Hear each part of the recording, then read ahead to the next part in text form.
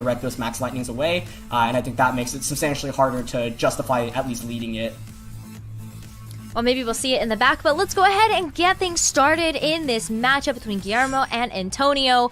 I'm so excited to see how these players are going to really play with their teams and pilot them, but Antonio brings out Corviknight and Arcanine as Guillermo kicks it off with Porygon 2, and there is Amoonguss.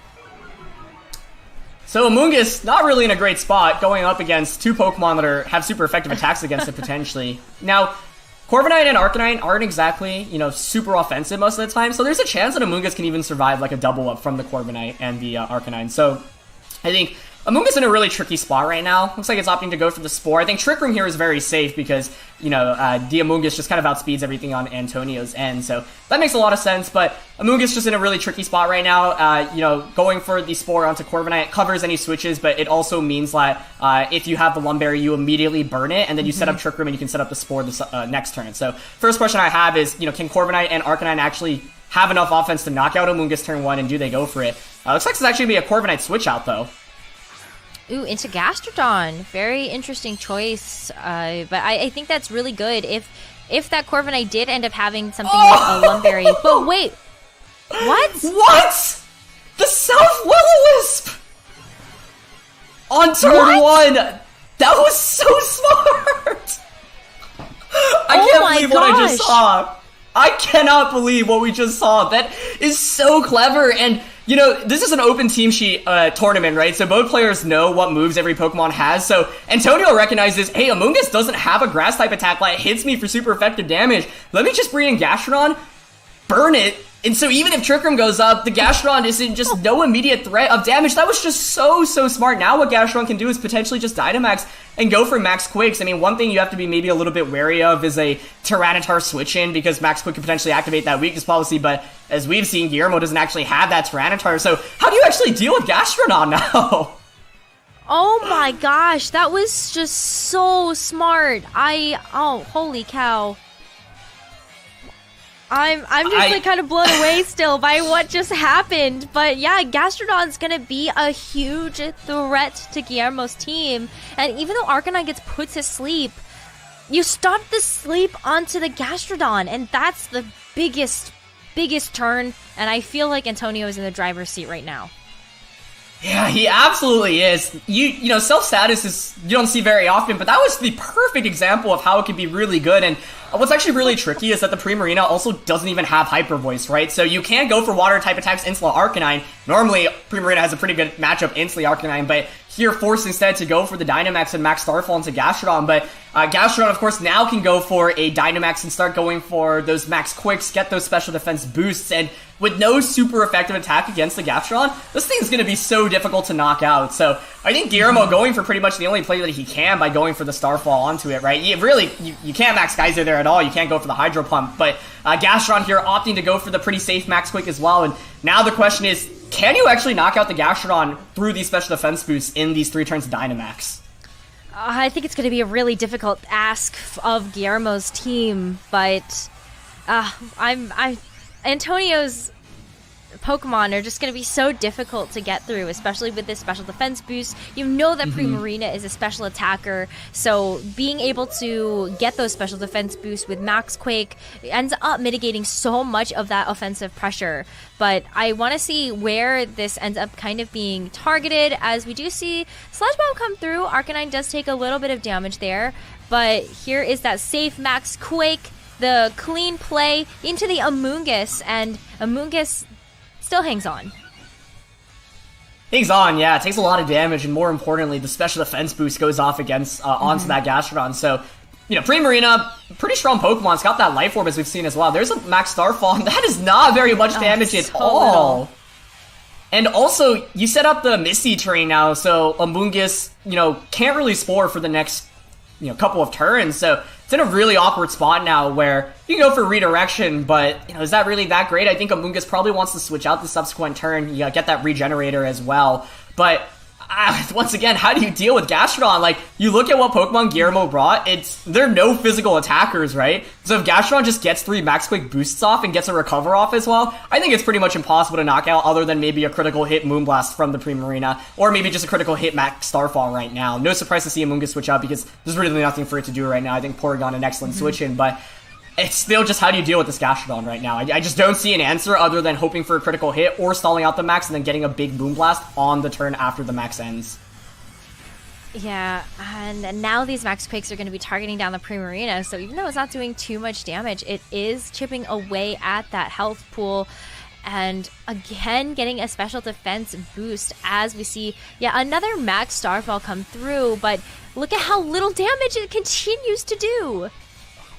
It feels like the Primarina is taking the same amount of damage from the Life Orb, honestly. And what's critical here is, it survives, another turn, has its berry as well. So, even another double up, like a Tri-Attack Max Starfall, I'm not sure knocks out the Gastrodon.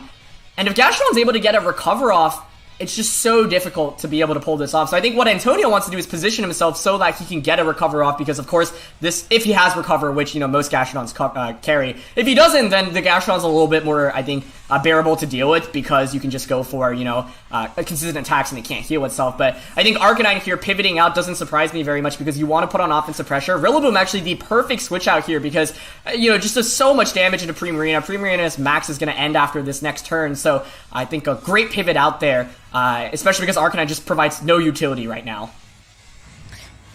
Yeah, Arcanine is unfortunately not going to be able to do too much here as we do see this Gastrodon continue to chip away at this Primarina.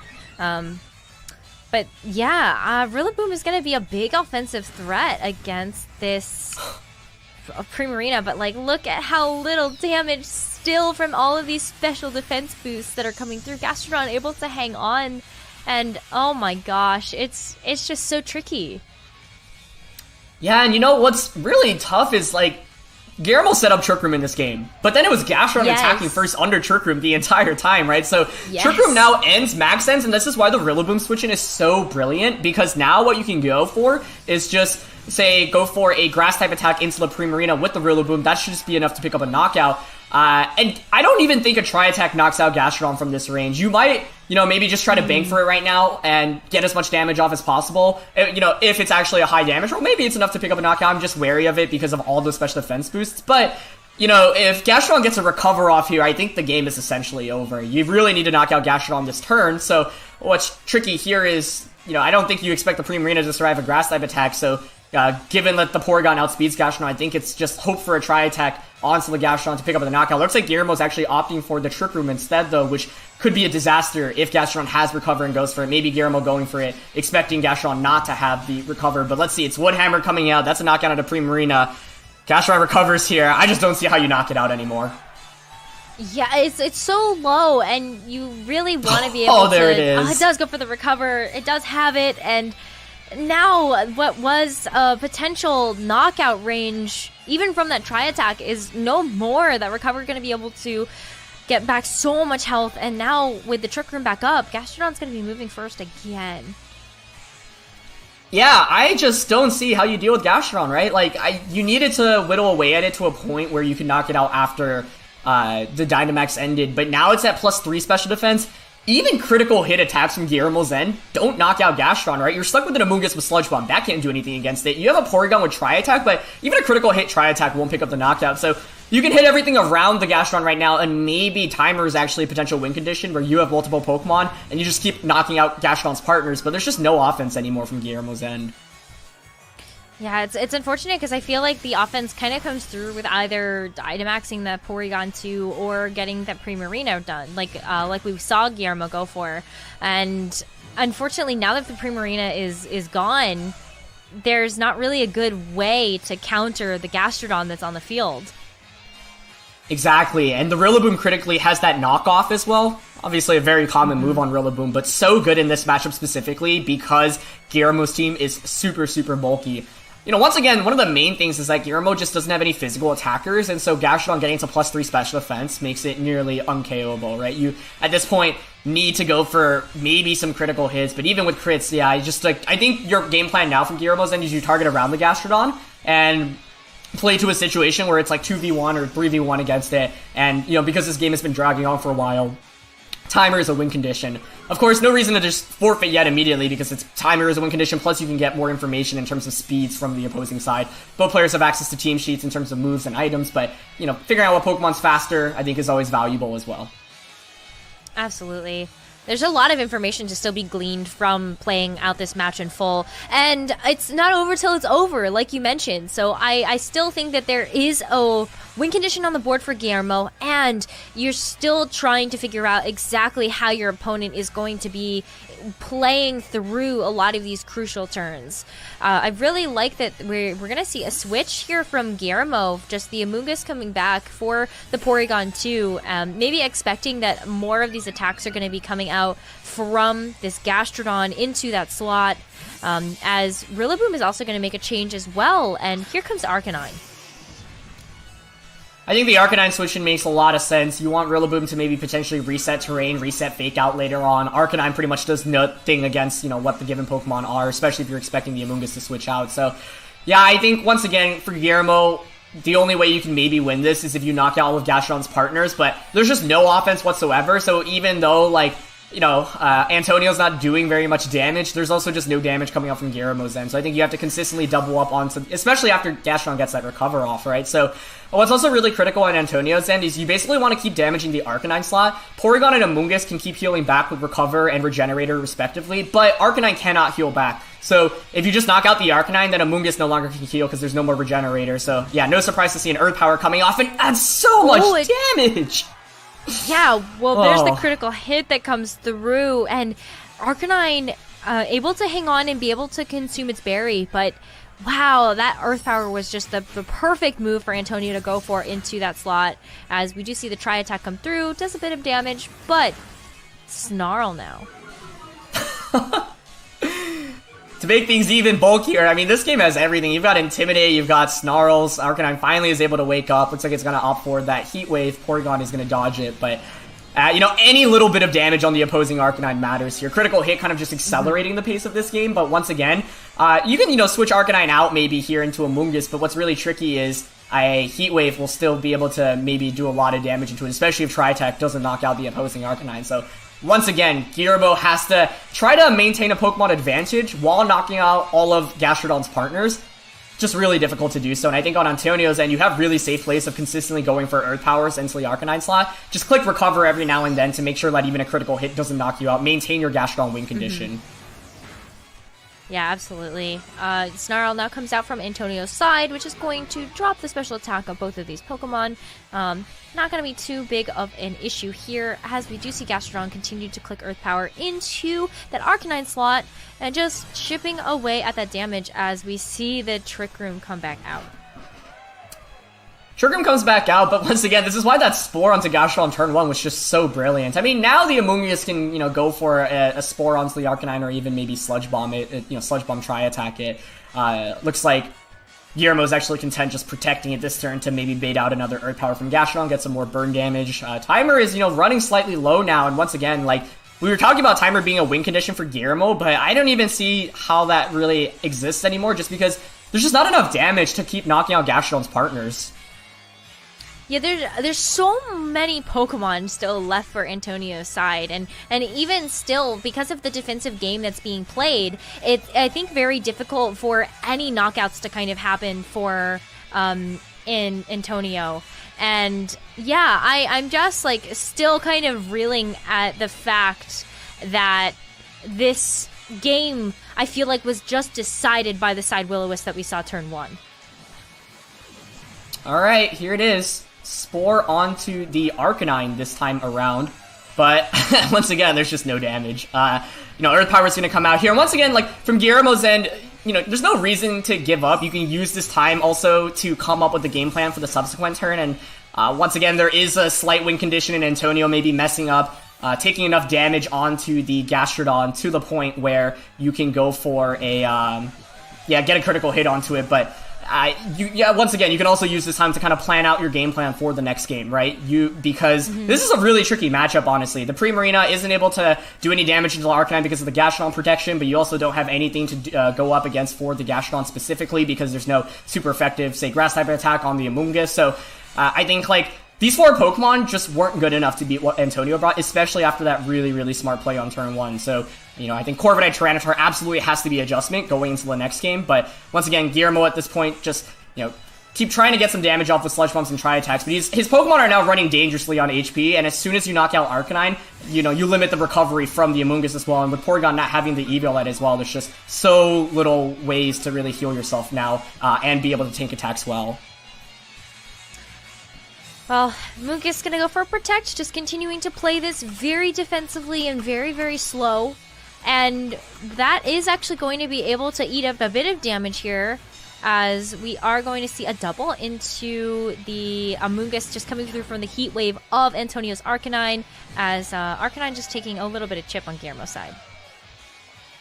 Yeah, and every bit of chip matters on this Arcanine because it can't heal, right? So as soon as you pick up the knockout onto it, it's pretty much a lost cause. So I think, Guillermo keeps going for these switches, but there's just no damage coming out at any given point. And with Arcanine being the one switch out, trying to bait an Earth Power into that slot so that you can recover it the subsequent turn. Yeah, Antonio still has Rillaboom and Corviknight in the back, which put on a lot of offensive pressure as well. But he's just not switching out right now because no need to be careless. You don't want to switch in a Corviknight into really a Spore. Although it has a Lumberry, Porygon pressures it with Thunderbolt as well, so just wait for the free switch in. And Antonio actually correctly goes for the Earth Power onto Amoonguss, so finally knocks that out. Now with Arcanine being in the back, that has no way to heal. That's going to go down to Gastrodon. And this was basically a Gastrodon 4v1 game, it felt like. Yeah, Gastrodon's such a powerhouse in this match, and it reminds me a little bit of just like how important it is to really have like a great coverage on your team. It's so difficult though because like Gastrodon just like isn't really a Pokemon that I feel like I've seen too much of in recent weeks. So yeah, how do you really prepare for someone to bring a Gastrodon? I think that's a brilliant point to call out because this format is so Rillaboom heavy. The majority of teams have Rillaboom. To even see a Gastrodon already is like, wow, like this was a really early metagame Pokemon. And it was so dominant here, right? I think Guillermo's team is kind of built around the fact that probably wasn't expecting to really see Gastrodon at all. Yeah, all right, here we go. It's just a little bit. There's a knockout. Both. I think the Skull coming through as well. There's just going to be trade going through for both Arcanines here, and what an interesting game at the end of it all. I don't think Porygon's going to be able to get the 1v3. Yeah, you see the timer now coming in, and Antonio actually really having that timer win condition, but at this point, at this point you can just keep damaging Porygon, especially with no Eviolite. So we'll see Antonio take this first game, but once again, Guillermo playing it out because you can get more information on speeds, how the opposing Pokemon interact with each other, and you can use this time to create a game plan going into this next match, right? Might as well just extend it a little bit further to think of what you can do going into Game 2. And I think, once again, you have to bring one of Corviknight or Tyranitar. These 4 Pokemon, like, Gastrodon 4v1s, right? We were talking about Corviknight being a Pokemon that could potentially sweep through an entire team and take these attacks. It ends up being Gastrodon in this set, so I think Guillermo definitely has to bring at least one physical attacker because the reality is that there's just not enough damage, especially, that turn 1 play with the side Will-O-Wisp, which is so smart. And I think it's tempting to just attack the Amoonguss in that slot too, so, going one step above and just saying, okay, Gastrodon really is the win condition, especially if Guillermo doesn't bring the Tyranitar or Corviknight, and with neither of them in the back, ends up being kind of a disaster for Guillermo. Yeah, it's such a problem because I even when you take a look at Guillermo's team, what really is going to be able to deal with the Gastrodon? You kind of have to you can't really focus it down because of all of the defensive boost that it's able to get from those Max Quakes, and then you also have to really think about what are the ways to shut it down, especially now that you've seen the side Will-O-Wisp strategy come through from Antonio. You can't just Spore it. Or it's a lot more difficult to Spore it. Yeah, exactly. And you also have to be a lot more wary of just setting up Trick Room, right? I think Guillermo's Trick Room has pretty much all worked against him in this match because the Amoonguss sure was able to spore Gastrodon's partners, but none of those partners are actually really doing very much.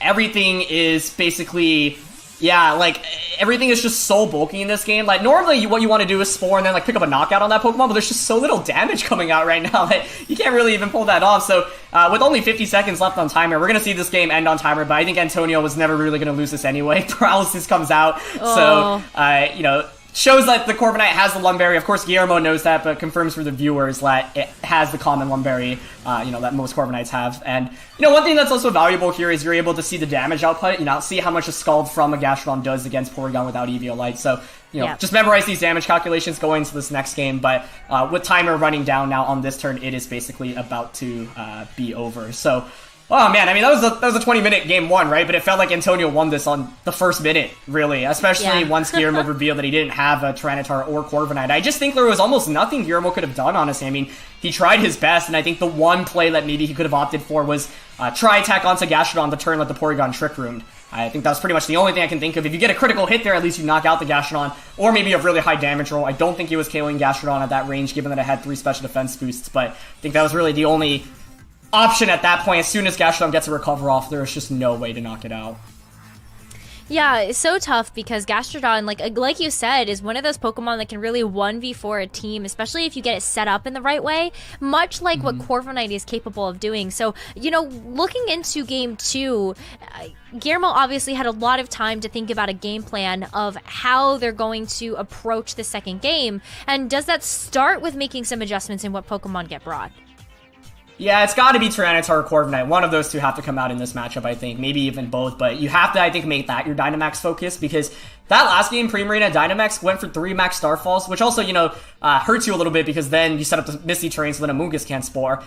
You know, was able to bring Gastrodon relatively low, but after those max quick boosts, there's not enough offense, then Gastrodon just healed everything back. So, I mean, one approach you could go for is kind of similar to that last game, where you chip away at Gastrodon, and then you bring something that outspeeds the Gastrodon. For example, the Corviknight or the Tyranitar, max that, and then try to knock out Gastrodon with a really powerful attack off before it gets recover. I think the main thing in dealing with the Gastrodon win condition is basically making sure that you time out the speeds really importantly, so that Gastrodon's never in a position to just get a free recover off. So, if you go with Tyranitar, what's interesting is you could potentially switch in on a Max Quake, even get that Weakness Policy boost activated, and then maybe Dynamax Tyranitar in subsequent turns. Corviknight's also an interesting max option, though, because of course it can go for just max Airstreams, which do a fair amount of damage into the Gastrodon. And I think if you expect your opponent to not bring the Dracozolt, because Dracozolt I think is actually the biggest threat to Corviknight. You look at what was brought in the last game, it was Gastrodon, it was Rillaboom. Arcanine has Will-O-Wisp, but, you know, Corviknights often have Lumberries, so it can eat up those burns, at least on the first turn. And if it's like a bulk up Corviknight, for example, you can just bulk up, take a lot of, get a lot of these boosts, and if Dracozolt isn't out in the game, then Corviknight, you know, could do the same thing like Gastrodon did in that last game, maybe 4v1. So I'm looking at Corviknight and Tyranitar as the adjustments on Guillermo's end. Well, let's get into this game too, shall we? And see whether or not those adjustments come to light.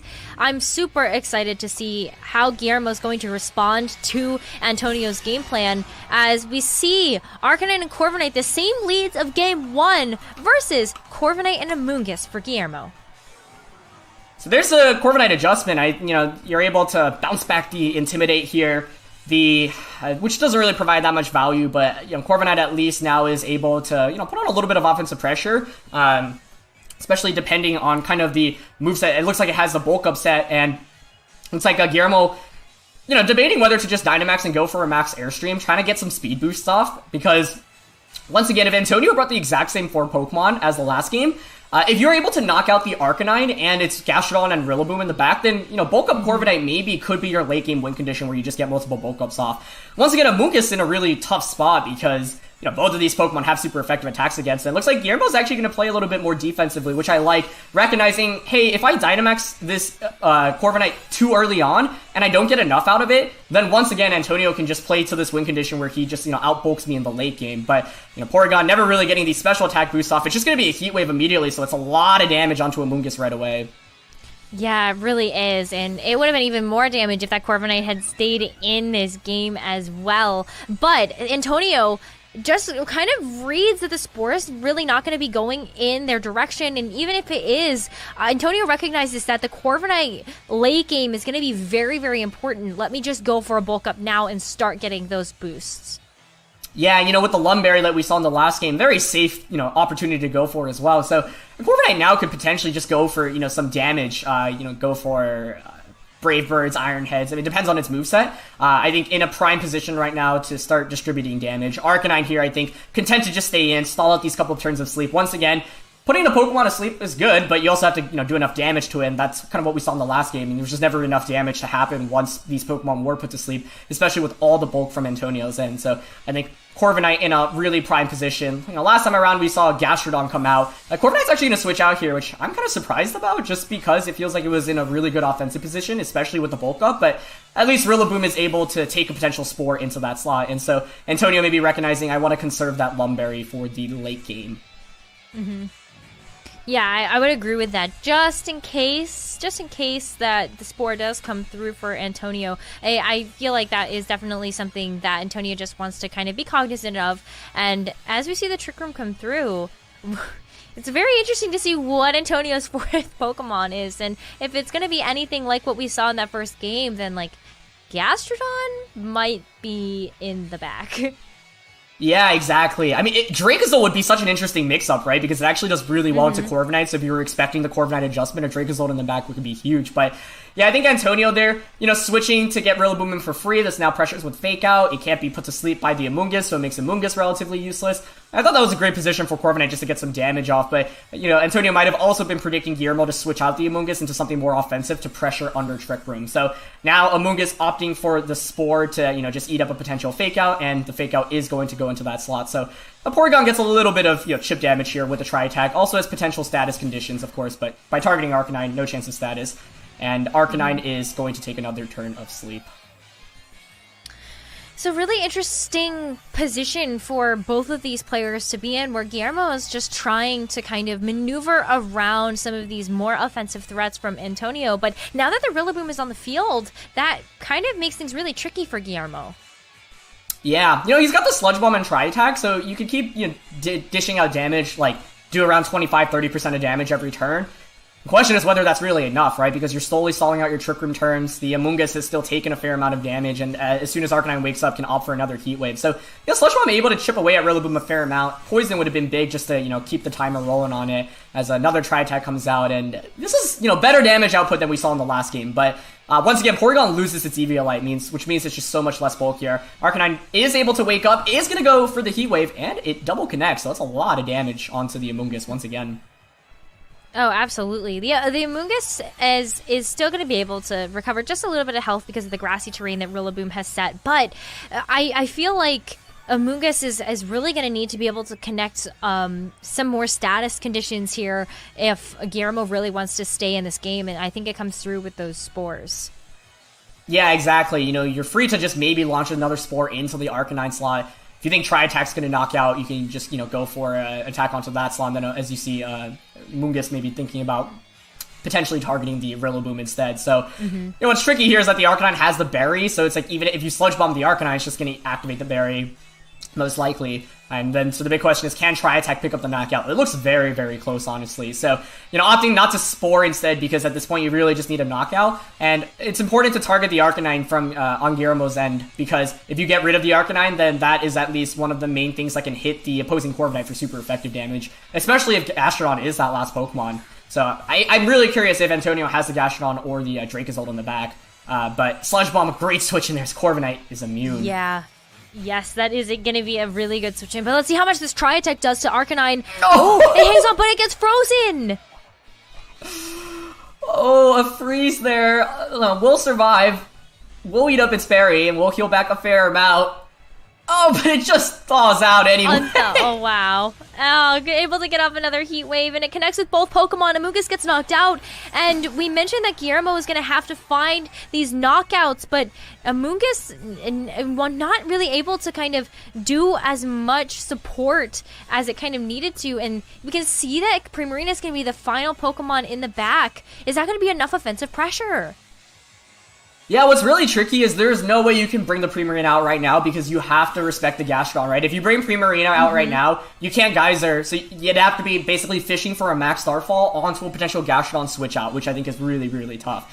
One turn left of Trick Room here. Porygon doesn't have its Eviolite anymore. It looks like Guillermo is finally going to push the go button and Dynamax that Corviknight, start getting some damage off, get some speed boosts as well, meaning that you can then start outspeeding everything on the opposing end. So what's interesting from Antonio's end right now is you could, maybe still Dynamax the Gastrodon in the late game, but Dynamaxing Corviknight is actually not a terrible idea here either, because maybe just is enough to do enough damage to knock out the Porygon. Even if not this turn, then certainly the next turn will be able to. Antonio's Arcanine, maybe wants to go for a Fire-type attack onto the Corviknight, just get some chip damage, or maybe Will-O-Wisp to burn the Lumberry, and then go for another Will-O-Wisp in case the Arcanine survives the turn. So, Guillermo's essentially lost the Amoonguss and didn't get very much out of it. Antonio still has one more Pokemon in the back as well, and we finally see some Dynamaxes after felt like 10 turns in this battle. Yeah, it is going to be a Corviknight for Antonio's side, and it's going to be the battle of the birds. It's going to be super exciting to kind of see how both of these players decide to really use their Corviknights, because you have the option to go for just max Airstreams, which is just going to be able to boost the speed on both sides of the field. But I feel like critically for Guillermo, you have to get knockouts with this Corviknight. I absolutely agree. And the question is how, really, right? Because it isn't going for bulk ups right now, so you're relegated to just a couple of max Airstreams. Now, max Airstreams are pretty powerful, but I think this is a great protect from Antonio's end, especially because Corviknight maxed, right? So by targeting that slot, you're able to weather the storm of one turn of Dynamax on Corviknight. That's such a big deal. Thunderbolt actually does a very good amount into the opposing Corviknight, but max Airstream from the opposing Corviknight just actually is able to knock out the Porygon. That's why the knockoff from Rillaboom is able to be such a critical attack there. Porygons want to normally stay on the field for a very long time, similar to what Gastrodon did in the last game, and just keep healing back, but not able to do so anymore. No, not going to be able to do that at all, as Arcanine Protecting ended up working out so well for Antonio, just being able to eat one of these turns of max from Guillermo's Corviknight, and now Guillermo's down to their last two Pokemon. Yeah, the Protect is so critical there, because obviously Rillaboom does not want to take a Max Airstream, and if Gastrodon's the last one, Max Airstream will do a lot to it. So it's interesting, Antonio recognizing, hey, my Corviknight's actually a pretty good Pokemon to go for a Dynamax as well.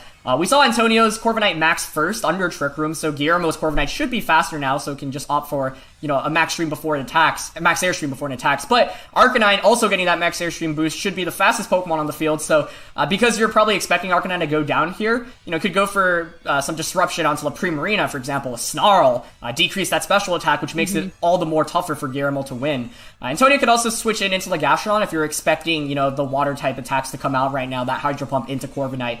But I think if Arcanine even gets a single Snarl off here before it faints, that would be really, really critical, because then Primarina's damage output is just significantly reduced. And so I think what Antonio wants to do right now is basically knock out the Primarina and then force like a 2v1 position against the opposing Corviknight. It looks like Snarl is going to go first, is going to connect on the Primarina. Doesn't really care about being bounced back here. More importantly, now Primarina is doing so much less damage.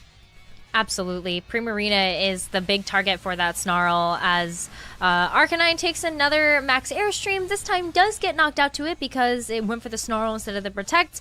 But now that even though that Guillermo has this speed boost, Primarina did take that Snarl, so it's at -1 special attack. Oh, and it takes so much damage from the Max Airstream, too. Yeah, that's obviously a 2-hit KO there. That's just such a big chunk. There's the Hydro Pump. Does a lot, but, no critical hit.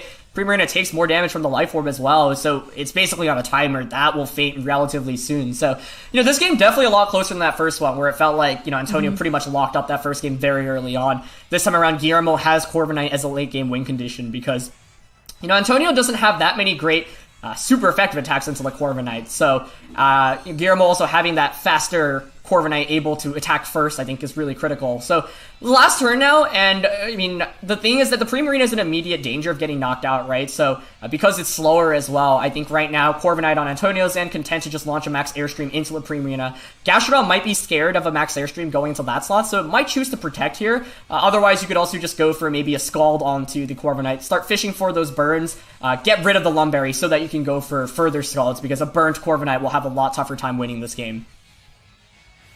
For sure. As we do see the Max Airstream comes through into Antonio's Corviknight, but look at how little damage that does. So Antonio's Corviknight going to be able to fire off yet another attack here, as we do see that the Protect comes through from the Primarina, but there was no Protect from the Gastrodon. So Primarina able to get a little bit of damage through the Protect, but let's see what this Gastrodon does. Yeah, presumably it would be a Scald into Corviknight. I think just start getting some damage off into it. Yeah, it looks like it is Scald. And, it is. You know, if you get a burn at any point, you get rid of that Lumberry. And Scalds actually do a fair amount too, right? Corviknight's special defense isn't really that incredible. So I think because of that Protect last turn, Antonio's in a really good spot. What you have to do now is just knock out Primarina. You're going to outspeed with the Corviknight, so Guillermo maybe recognizes that. Looks like he is going for the Iron Head, trying to flinch the Corviknight. So if Corviknight flinches here, maybe there's a shot. If you get the flinch onto that, the Corviknight can knock out the Primarina. So let's see. Oh, Iron Head comes through. Well, it's Is not there a super flinch? effective, Oh, but... it flinches! Oh, it is a flinch! Oh my goodness. And the special attack drop onto the Gastrodon. Wow, Can the Primarina hang on? It has 1 HP as well! Oh my goodness. What is this turn? I think Antonio there maybe could have considered doubling up into the Primarina just to cover for the flinch option, because now it's actually really tricky. Is your Gastrodon's at -1 special attack. You don't want to switch out the Corviknight, so you'll probably just let Guillermo knock you out. Because you can just, go for a Brave Bird into the opposing Corviknight. That covers Rillaboom as well. So, I mean, if Primarina gets like a high damage roll into the Gastrodon or crits it with the Moonblast, that might just be the game for Guillermo. So, critical flinch last turn. Let's see, is Moonblast able to do enough? That last one did just under 50%. Oh, it's so close! Oh, it's on! Primarina gets knocked out to the recoil damage from the Life Orb, and critically Gastrodon gets a chance to consume its berry, which will keep it just a little bit safer. Scald comes through. Corviknight takes so much damage from the crit. Holy cow. Oh, and that's actually going to seal up the game. I was thinking maybe Corviknight could pull off the 2v1 against Rillaboom and Gastrodon.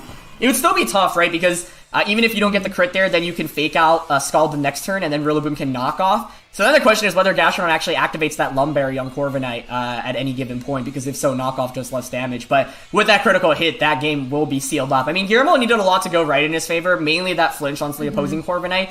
One way Antonio could have mitigated that was doubling up into the Primarina slot. He was probably thinking the Life Orb damage would pick up the knockout anyway, but oh man, that endgame ended up being so close. I mean, we saw a flinch, we saw a special attack drop.